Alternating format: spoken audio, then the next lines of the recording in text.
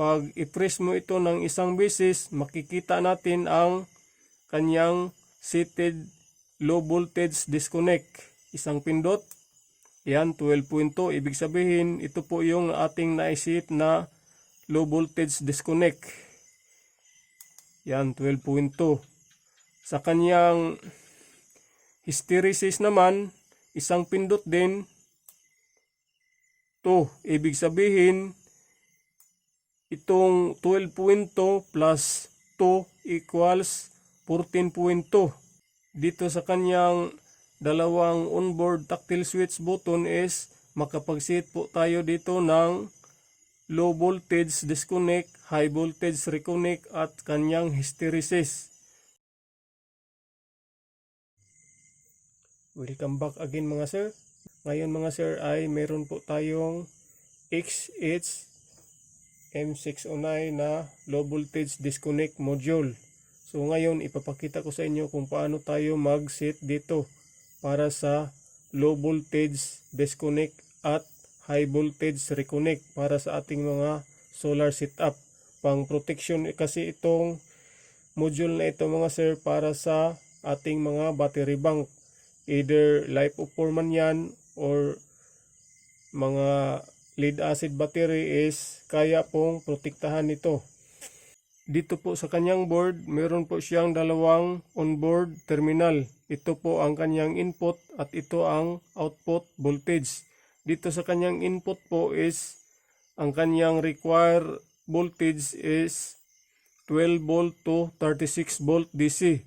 So dito sa kanyang output, kung ano ang input dito, yun lang po ang ilalabas niya dito sa kanyang output. Dito naman po, meron po siyang display. 3 digits display. Yan. Kung ano ang voltahe na i-feed natin dito sa kanyang input, magdi-display po dito. At meron po siyang dalawang onboard tactile switch. Bali dito natin i-set ang kanyang mga display dito kung ano ang gusto natin. At sa kanyang mga components naman po is meron po siya ditong IC, resistor, capacitor, filter coil, at mayroon po siya ditong 20 ampere relay. So bali ito po ang kanyang likod.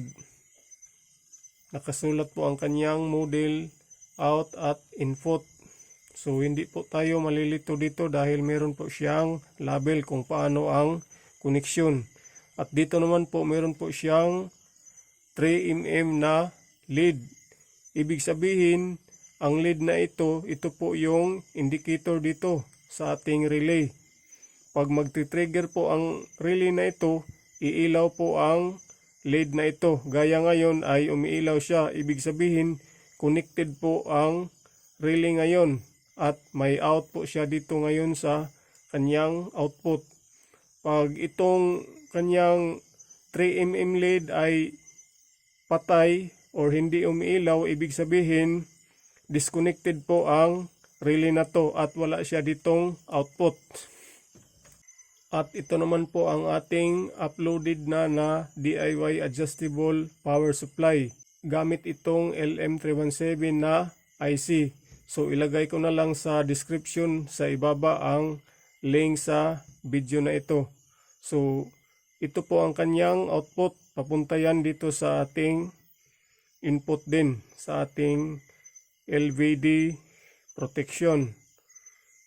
Ito po ang kanyang dalawang buttons. Itong buttons na ito is para sa down or bawas sa display niya dito. Ito namang isa is para dagdag or up sa display natin dito. So ngayon, ang voltahe natin ngayon is nasa 16.1. Yan. So try natin ngayong kunyari mag-set tayo sa low voltage disconnect ng ating battery bank. Ang battery bank ko sa aking solar setup is VRLA or lead acid. So ang mga lead acid battery is nasa 50% DOD lang po. So try natin ngayong iset ang low voltage disconnect sa module na to. Isang pindot. So ito po ang ating low voltage disconnect na nakaset. Dito naman po sa kanyang hysteresis, isang pindot nasa 2 volt. So halimbawa itong 12.2 na low voltage disconnect natin plus hysteresis na 2 volts is nasa 14.2 volt po ang kanyang high voltage reconnect. Dahil itong kanyang hysteresis na 2 volts ay parang idadagdag lang po dito sa ating low voltage disconnect na 12.2. So 12.2 plus 2 equals 14.2.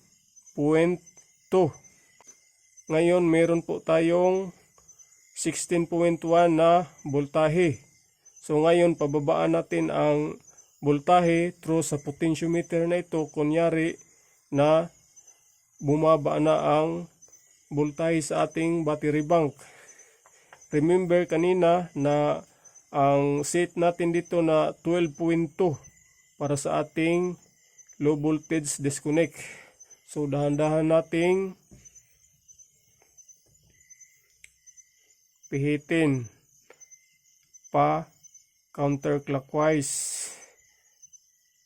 14.7, dahan-dahan lang po. 14, 13.8, 13.5, 13.2, 12.9, 12.7, 12.6, 5, 3, 2, di siya nag-disconnect sa 12.2.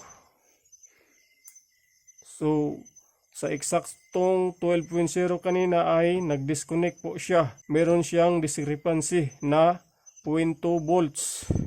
So ngayon, balik tayo sa pataas. Ang set natin sa hysteresis is 2. Ibig sabihin, mag-reconnect po ang kanyang high voltage pag umabot ang ating voltahe ng 14.2. Pataas, 13, 14. Yon. Okay lang po ang kanyang high voltage reconnect. Sa eksaktong 14.2 ay nag-trigger ang ating relay at umilaw ang kanyang LED. Ibig sabihin ngayon is meron na po siyang 14.2 na output. So ngayon meron akong ikinunik na multitester dito sa kanyang output para makita natin ang output dito sa ating multitester. Dito sa ating module ngayon is meron po siyang voltahe na 14.2. Pero dito sa ating multitester ay meron po siyang 13.9 lamang. So ahead po ng 0.3 volt ang module na ito. Ulit, long press. So lagay natin ngayon sa 11.5. So dito sa button na ito is pababa or pabawas. So na yan 11.5. Yun, once na titigil na po ang kanyang blink display, ibig sabihin nakasave na yun.